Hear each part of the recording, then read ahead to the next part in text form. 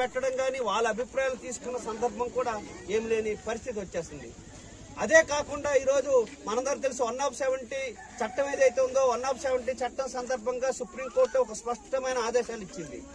ఆ ఆదేశాలను కూడా ధిక్కరించే వ్యవహారం ఈరోజు రాష్ట్ర ప్రభుత్వం చేస్తా ఉంది. ఇదే కాకుండా ఇటీవల కాలంలో మనందరూ చూసాం 2013 భూసేకరణ చట్టం సంబంధించిన దాంట్లో కూడా ఆ చట్టానికి సంబంధించిన అంశాలు కూడా ఏవి అమలు చేస్తున్న సందర్భం లేదు. అంటే ఏకపక్షంగా గిరిజన చట్టాలు ఏవైతున్నాయో దాన్ని తొంగలో తొక్కే ప్రయత్నం చేస్తున్నారు. ఇది పచ్చి దుర్మార్గం అని సిపిఎం పార్టీ భావిస్తా ఉంది. అదే కాదు, ఈరోజు మనందరూ తెలుసు పంపుడు స్టోరేజీల పేరుతో అదానికి ఒకవైపున, నవయుగ ఇంజనీరింగ్ ఒకవైపున, మెగా కంపెనీలకి అంటే ప్రైవేటు వాళ్ళకి ఏజెన్సీ ప్రాంతాన్ని ధారాదత్తం చేసే ప్రయత్నం చేస్తా ఉన్నారు. ఎవరిచ్చారు వీళ్ళకి హక్కు? రాజ్యాంగం ఏవైతే పొందపరిచిందో హక్కుల్ని కాపాడాల్సిన కేంద్ర రాష్ట్ర ప్రభుత్వాలు, ముఖ్యంగా రాష్ట్ర ప్రభుత్వం.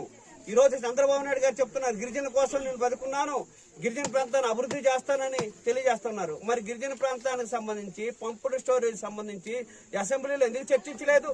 కనీసం ట్రైబల్ అడ్వైజరీ కమిటీ ఉంది, అట్లాగే గిరిజన మినిస్టర్ గారు ఉన్నారు, వాళ్ళ యొక్క అభిప్రాయాలు ఏమైనా తీసుకున్నారంటే వాళ్ళ అభిప్రాయాలు కూడా తీసుకున్నారు. అంటే ట్రైబల్ అడ్వైజరీ కమిటీ అంటే జవాబుదారితనం లేదు, అట్లాగే ఆ మంత్రిత్వ శాఖ అంటే జవాబుదారితనం లేని స్థితి వచ్చేసింది. అదే కాదు, మనందరూ తెలుసు పంపుడు స్టోరేజ్ వచ్చిన తర్వాత మొట్టమొదట జిల్లా పరిషత్లో ఈ పంపుడు స్టోరేజ్ వద్దు అని ఇక్కడున్న ఏజెన్సీ ప్రాంతంలో ఉన్న ప్రజాప్రతినిధులందరూ తీర్మానం చేశారు. మరి ఆ తీర్మానాన్ని గౌరవించాల్సిన బాధ్యత ఈ రోజు ఉన్న రాష్ట్ర ప్రభుత్వానికి కాదా అనేది అడగదలుచుకున్నాం. అంటే ఇట్లాంటి ఒక సెన్సిటివ్ ప్రాంతంలో అనేక ప్రాజెక్టులకు సంబంధించిన అంశాలు రాజ్యాంగంలో స్పష్టమైన ఆదేశాలు ఇచ్చిన దాన్ని కూడా తొంగలోకి తొక్కే ప్రయత్నం చేస్తున్నది సరైనది కాదు. ఇప్పటికైనా రాష్ట్ర ప్రభుత్వం వెంటనే జోక్యం చేసుకోవాలి. ఏదైతే ఆ చట్టాలు ఉన్నాయో చట్టాలని ఖచ్చితంగా అమలు చేయాలి. అమాయకులు గిరిజనులు జల సమాధి చేయొచ్చు, వన్యప్రాణులు జల సమాధి చేయొచ్చు, అడవులను విధ్వంసం చేయొచ్చు అనేది అనుకుంటే మాత్రం ఇక్కడున్న గిరిజనుల అమాయకులు కాదు. ఖచ్చితంగా పెద్ద ఎత్తున ఉద్యమాలు చేసిన చరిత్ర కూడా ఇక్కడ ఉంది. మనందరూ తెలుసు బాక్సైట్ 2001 వచ్చినప్పుడు ఈ ఏజెన్సీ ప్రాంతాన్ని ఆ రోజున్న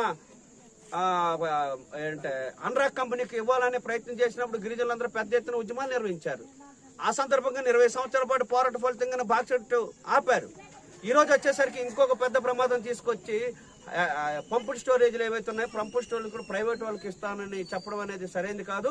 గిరిజనులు ఎవరైతే ఉన్నారో జల సమాధి చేసి ఇక్కడ ప్రాజెక్టు కడతామంటే ప్రజాతంత్రవాదులు, రాజ్యాంగాన్ని పరిరక్షించే వాళ్ళు ఎవరు అంగీకరించే స్థితి లేదు.